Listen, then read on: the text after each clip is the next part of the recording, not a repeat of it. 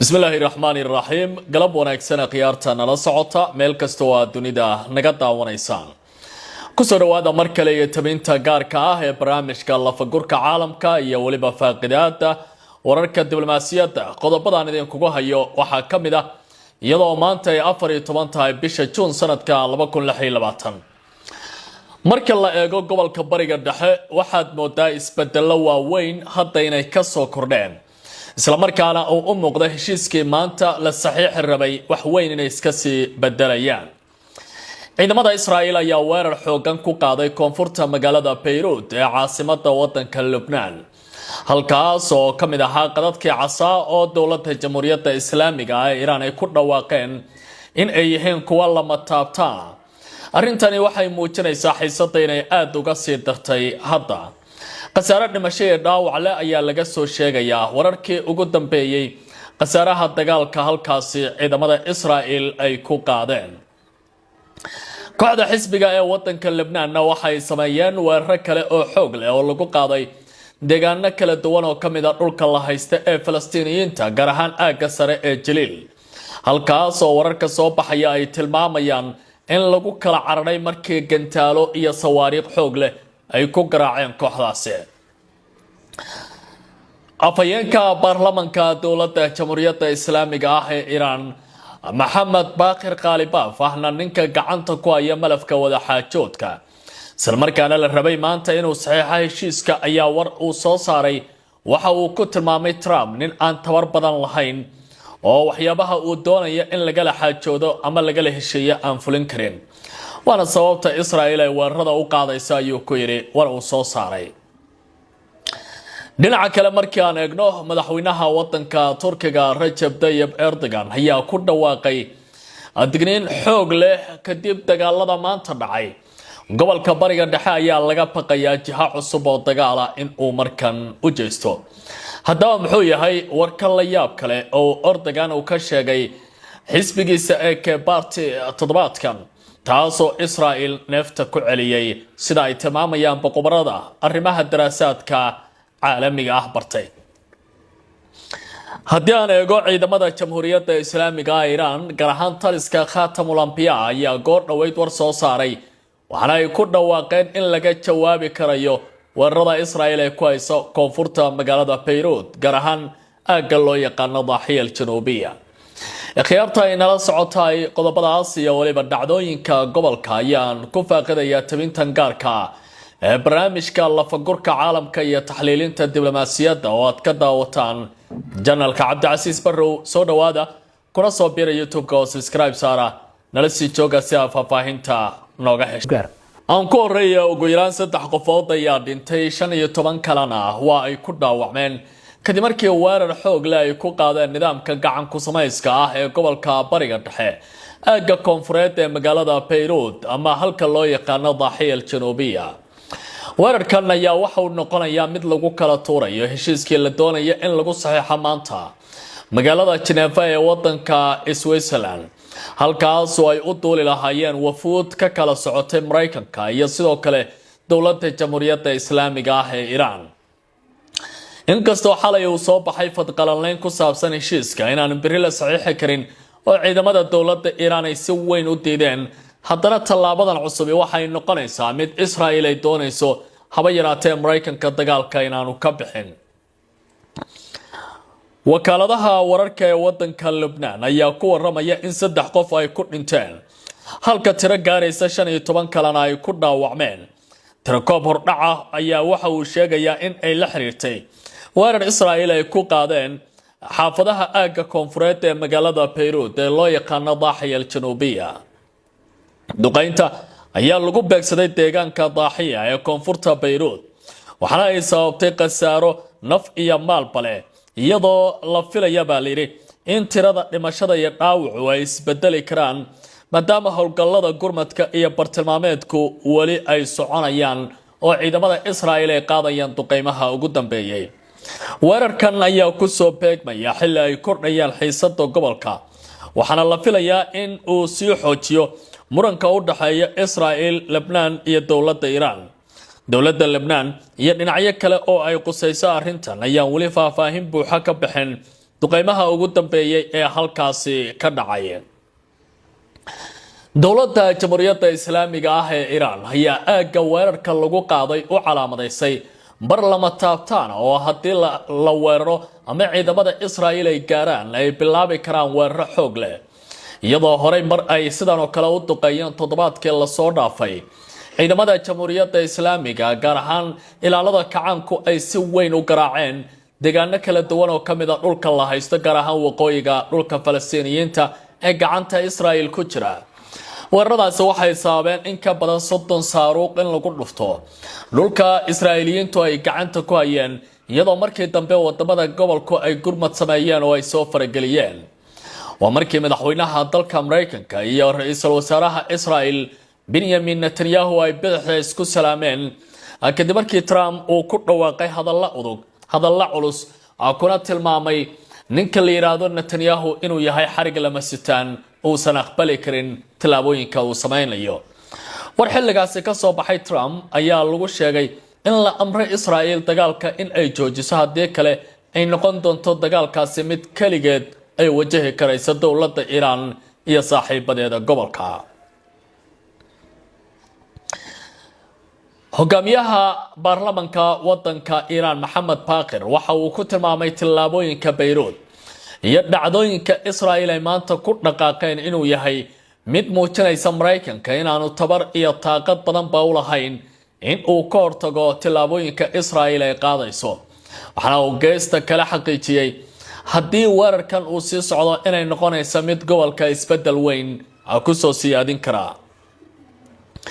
gudoomiyaha baarlamaanka wadanka Iran Mohammad Baqir Khalifaf ayaa sheegay in weerarka Israa'iil ay ku qaaday xaafadaha Daahiya al-Januubiya uu cadeynayo in Mareykanka uusan ahayn baaliri rabitaan siyaasadeed uu ku fuliyo ballanqaadkiisa, ama uusan awood u lahayn in uu sidaasi sameeyo sida ka muuqanaysa wararka soo baxaya. Khalifaf waxa uu xusay in aysan macquul ahayn in laga hadlo sii wadista wadada diblomaasiyadda haddii dhinaca kale aysan muujin doonis ama ay awood ay ku fuliyaan waajibaadka iyo heshiiska ay ka galeen arrimahan. waxaana wada hadallada ay muujinayaan kuwa shaki gelinaya in Tehran aysan doonayn baaliri in ay sii aqbasho dhibaatooyinka Israa'iil ay geysanayso. isla wararka gobolka bariga dhexe ayaan ku guda jiraa iyo waliba xiisada dagaalka ee halkaasi ka aloosane. ciidamada taliska Khatamul Anbiya ee dalka Iran ayaa waxa ay bilaabeen in ay jeediyaan digniin xooggan oo ka dhana Israa'iil, waxaana ay yiraahdeen haddii dagaalkan aad sii wadaan aagga koonfureed ee magaalada Beirut, ciidamadeena dagaalku si degdeg ah ay ugu soo laabanayaan, waxaana ay garaaci doonaan bartilmaameedyo ku yaala nidaamka Israa'iil sida ay hadalka u dhigayaan. kaaliyaha taliyaha taliska dhexe ee isku dabaridka howlgallada ciidamada taliska loo yaqaano ee kacaanka Iran ayaa sheegay in weerarka Israa'iil ay ku qaaday xaafadda Daahiya ee koonfurta Beirut uusan ahaan doonin baa layidhi mid aan jawaab laga bixin, ciidamadoodana ay ka fakarayaan hadda inay qaadaan tilaabooyinka ugu dambeeyay. gaar ahaan ciidamada cirka iyo difaaca gantaalaha ee geofadaa'iga loo yaqaano ee wadanka Iran ayaa hadda isku diyaarinaya sidii ay tilaabooyin dagaal u qaadi lahaayeen. warkan waxa uu ka soo baxayaa taliska militariga ee isku dabaridka howlaha dhexe ee fadhigiisu yahay magaalada Tehran. mas-uulkan oo hadlaya waxa uu yiri dambiyada Israa'iiliyiintu ay ka geysanayaan Daahiya jawaab la'aan kama hari doono oo ciidamadeena waan bixin doonaa buu yiri tilaabo degdeg ah oo muujinaysa xaaladan in laga jawaabo, taas oo mar kale muujin karaysa dagaalkii gobolka bariga dhexe mar kale in uu soo laabto oo ay ciidamada dawladdu ay si weyn uga jawaabaan. hadalkan ayaa imaanaya iyadoo Iran ay si adag u cambaarayso weerarka lagu qaada aaggaasi, isla markaana ka degtay in ay keeni karaan jawaabooyin degdeg ah oo argoosi ah mustaqbalka dhow. bayaanadan ayaa ku soo aadaya iyadoo xiisada u dhaxaysa Israa'iil iyo xulafada dawladda Iran ay hadda u muuqanaysa inay aad u sii kordhayso. majalladaha faallaya gobolka bariga dhexe ayaa ku waramaya dagaaladii ugu dambeeyay ee maanta lagu qaaday aagga koonfureed ee magaalada Beirut in la ogeysiiyay wadankaasi, sida ay sheegtay The Axios oo xiganaysa ila kala duwan. ra'iisul wasaaraha Israa'iil oo xalay fariisiyay golaha kooban ee wasiirada dagaalka ayaa waxa uu yiri waa in la ogeysiiyaa weerarka aynu qaadayno dowladda Mareykanka sida xogta lagu helayaba ay tilmaamayaan mana seegana baa la leeyahay Trump weerarada ugu dambeeya ee maanta ka dhacay dalkaasi Beirut in uu si weyn ula socday warbixin uu daabacay The Axios ayaa sheegtay in mas'uuliyiin Mareykan iyo kuwa Israa'iiliyiin ay xaqiijiyeen in Israa'iil ay hore u ogeysisay taliska dhexe ciidamada Mareykanka ee CENTCOM kahor inta aysan fulin weerarka ka dhacay Beirut sida warbixintu ay tilmaamayso Tel Aviv ayaa la wadaagtay Washington xogta weerarka kahor fulitaankiisa taasoo muujinaysa heerka sare ee iskaashiga iyo isku duwidda amniga inuu u dhaxeeyo labada dhinac sidaas darteedna weerar kasta oo la qaado uu ahaa mid dhinacyadu ay isla ogaayeen arrintani waxa ay kor u qaaday xiisadda gobolka waxana ay muujinaysaa cabsida laga qabo tala inay faraha ka baxdo oo xitaa meesha laga saaro heshiiskii dhinacyadan ay doonayeen si wada jira in ay u galaan dhinaca kale madaxweynaha wadanka Turkiga Recep Tayyip Erdogan ayaa si weyn uga hadlay xiisadda gobolka bariga dhexe waxa uu leeyahay waxa la gaaray xilligii wajigeena uu ku beegmi lahaa kan Israa'iil marka la eego tacadiyada iyo dhibaatooyinka ay ka geysanayaan gobolka dowladda Ankarana waxay u diyaarsan tahay tillaabooyin kasta oo jawaaba inay ka bixiso weerarada soconaya samarkaana la ilaaliyo amniga qowmiga ah ee wadanka Turkiga iyo dalalka aynu bahwadaagtanahay buu yiri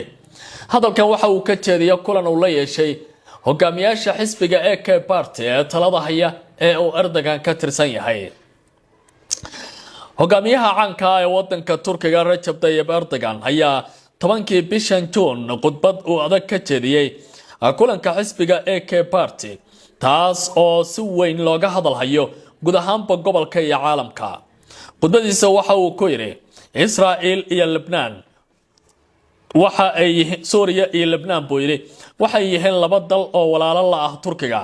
isla markaana ammaanka Turkiga uusan ka bilaaban oo kaliya gobolka Hatay balse uu ka bilaaban baa la yiri Halab Dimashq iyo Beirut sidaas darteed tallaabo kasta oo Israa'iil ay qaadaan deegaanadaasi waxa uu noqonayaa mid lagu taabtay amniga qowmiga ah ee wadankaasi Turkiga isla markaana ay ka hor imaanaysa maslaxada nabadgelyada ee Ankara waxa uu sidoo kale carabka ku adkeeyay in Turkiga uusan ogolaan doonin in xaalad cusub lagu qasbo baa la yiri dalalka walaalaha ah isla markaana uusan ka aamusi doonin weerarka lagu qaado walaalaha gobolka sidaa darteed waxaan diyaar u nahay in aan qaadno tallaabooyin aan Israa'iil dib ugu waabin doono maxay ka dhigan yihiin hadalladan maxaase lagu fasirayaa tallaabooyinka Erdogan uu qaadi karayo hadallada Erdogan waxa loo fasiran karaa dhowr siyaabood oo kala duwan waa midda koowaad fariin siyaasadeed oo istiraatiiji ah Turkiga waxa uu doonayaa in uusan muujin in uu wali yahay ciyaaryahan weyn oo gobolka gaar ahaan arrimaha Suuriya iyo Lebanon isla markaana uu yahay milkiilaha saxda ah ee halkaasi looga dambeyn doona digniin ku wajahan Israa'iil ayaa loo arkay arrintan tan oo Netanyahu ku noqon karaysa mid wadnaha istaajisa sida ay ku tilmaameen boqorada khudbada ayaa timid baaliire iyadoo xiisadda u dhaxaysa Israa'iil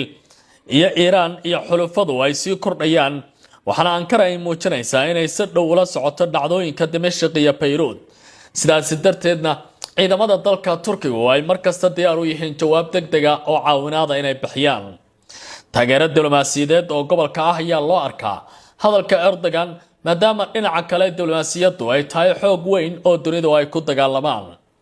madaxweynaha Turkiga waxa uu isku dayayaa in uu xoojiyo xiriirka Turkiga iyo dalalka Carabta iyo Muslimiinta isagoo isku sawiraya difaaca xasiloonida gobolka sida hadalkan loo tilmaamay ma jirta qatar isku dhac ah oo toos ah oo dhaxmari karta ciidamada dawladda Turkiga iyo sidoo kale kuwa Israa'iil sidee qubarada arrintan uga jawaabeen inkastoo hadalladu ay ahaayeen kuwa adag khudbada badankooduna waxay aaminsan yihiin in isku dhac toos ah oo military oo Turkiga Israa'iil dhaxmari kara uusan wali dhaweyn sababahana waxa ka mid ah labada dhinac waxa ay leeyihiin dana dhaqaale iyo amni oo istaabanaya inkastoo xiriirkoodu marar badan uu sii xumaaday Turkigu waa xubin ka tirsan NATO taas oo ka dhigaysa in uu si taxadar leh u xisaabtamo tallaabo kasta oo military. Israa'iil iyo Turkiga labaduba waxay doonayaan dagaal ballaaran oo gobolka ka qarxa, gaar ahaan iyadoo xaaladda bariga dhexe ay horey u kacsanayd. Si kastaba ha ahaatee, hadallada Erdogan waxa ay muujinayaan in Ankara aanay doonayn baa layidhi cadaadis siyaasadeed iyo diblomaasiyadeed iyo weliba saameyn goboleed oo ay uga hortagayso dhinacyada dalalka islaamka, balse ay doonaysa inay tahay mid saameyn weyn ku yeelato dowladdaasi ama nidaamka gacan ku samayska ah ee reer galbeedku ay gardaadiyeen waa Israa'iil. galab wanaagsan akhyaarta nala socotay, xiisadu waa kululaatay marka la fiiriyo gobolka bariga dhexe. lama oga xaalku sida uu ku dhammaan doono, waxaana raad arooriyaad oo dib loo raacay noqday heshiiskii la doonaya maanta in lagu saxiixo magaalada Geneva. Trump lama oga sida uu uga jawaabi doono weerarkan, inkastoo taliska Centcom la ogeysiiyey. haddana jilaha koowaad ee xasilinta iyo dagaalkuba hadda waxa uu muuqanayaa inuu yahay Israa'iil oo ka baqaysa Trump inuu dagaalka uga baxo. haddaba jihan noocee ah ayuu gobolkan aadi doonaa? falanqaynta dambe ayaa noo ballanaa. soo dhawaada kuna soo biira YouTube-ka oo subscribe saara. nabadgelyo.